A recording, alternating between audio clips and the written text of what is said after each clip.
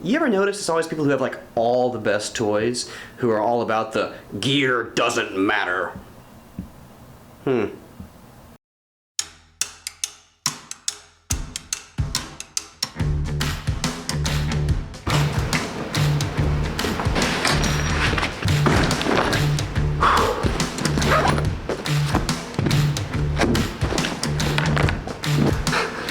This is a Sony Handycam's HDR CX560. This is what I use for all of my like walking shots and all of my little montage stuff. That's this camera here. This is a Nikon D7100. This is my primary camera. It's a much more proper camera in a lot of ways from the Handycam. It just doesn't do the autofocus and tracking and that thing like that.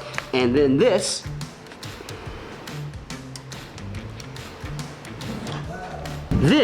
is the Canon 5D Mark IV. This is arguably the best handheld camera that I've had the pleasure of working with.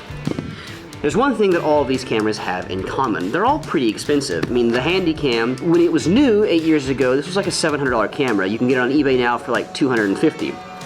The D7100 here, this camera is again pretty expensive if you're buying it new. I only have this camera because my mother's a professional photographer and she upgraded and knew that I was looking for a camera. So I lucked out. The 5D. This camera is one of those things that I don't use for any personal work because it does belong to the school and I don't want to take it away from students, but it's a just bitchin' camera. For this camera and this lens, this is earmarked like $6,000, which is a lot of money. Now, a lot of professional video people will tell you that the gear doesn't matter, right? They'll tell you that all that really matters is the story. Story is king. But I noticed that it's the people who actually have all the cool toys who are always saying that. So I really wanted to try and put it to the test. So what I'm gonna do this week is I'm gonna shoot a short film using not any of these cameras, but rather using this camera. This is a camera that I bought on wish.com for $20. That includes shipping. You have no control over anything about it. You can't control the frame rate, you can't control the shutter speed. It kind of just turns on and goes. And, well, let's show you what it looks like. Hang on. So in testing this, I have discovered that I can't use this camera for audio like at all. So this is gonna wind up being a 2-camera shoot. Video be captured with this camera, audio be captured with another camera, but just audio, This camera is still gonna be my primary for video. I'm gonna use this camera and I'm gonna shoot a short film using the poem America by Walt Whitman as a script, and I'm gonna put together something that hopefully doesn't completely suck. Okay. Let's do it.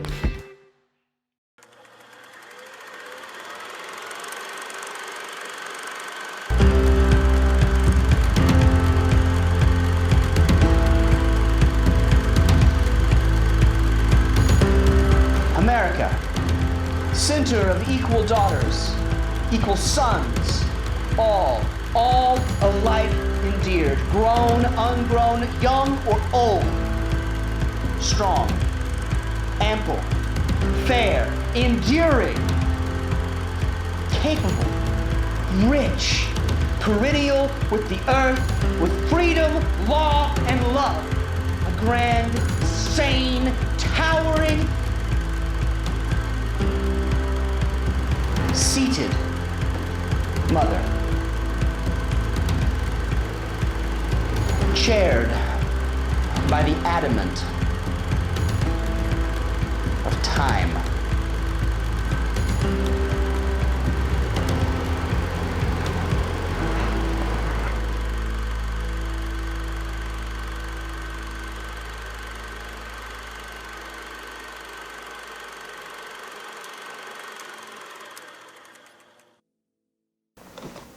So, some thoughts that no one's really surprised about. 1, I am not a poet, not by any stretch of the imagination.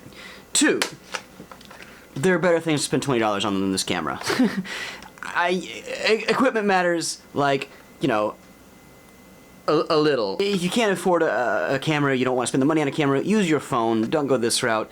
I mean, yeah, technically it worked, and I was able to do something, but it's not what I would call good. The editing process was phenomenally frustrating for several reasons. One, the image is just so poor quality that I had some other things planned, some different effects and stuff like that that just don't work, because in order to use them, it destroys the image. You can't see anything. Also, the whole audio issue. I have no idea what frame rate or shutter speed or anything like that this camera is shooting at, and because of that, trying to sync up audio from a camera shooting at a different, what was definitely a different frame rate. I mean, it was nearly impossible to get that audio to sync up in any kind of real way. So yeah, final verdict on the $20 Wish Cam after having had it for a while is no. On the front of spending a little bit of money on gear, I am excited. I got a new lens for this camera. It came in yesterday. Objectively speaking, it's not as good of a lens as that one, but look at how small it is. This is just a little f3.5 to 5.6, 18 to 55 millimeter. Nothing super special about it. It's actually Nikon's kit lens for a lot of their cameras. Again, objectively speaking, the lens that I have on here is much better, but well, let me show you why I wanted this one specifically for vlogging. Hang on. Alright, so you saw how small this lens is. Look at this guy. I mean, this thing is huge. It's 18 to 300. It's a great lens. I love this lens. I'm not getting rid of this lens. It's just, for vlogging, it's really hard because it's heavy and huge, and I'm excited to have something that's a little easier to deal with, a little more manageable for stuff like this. That's all I got for this week. We'll be back next week to do something different. Cool. See you then.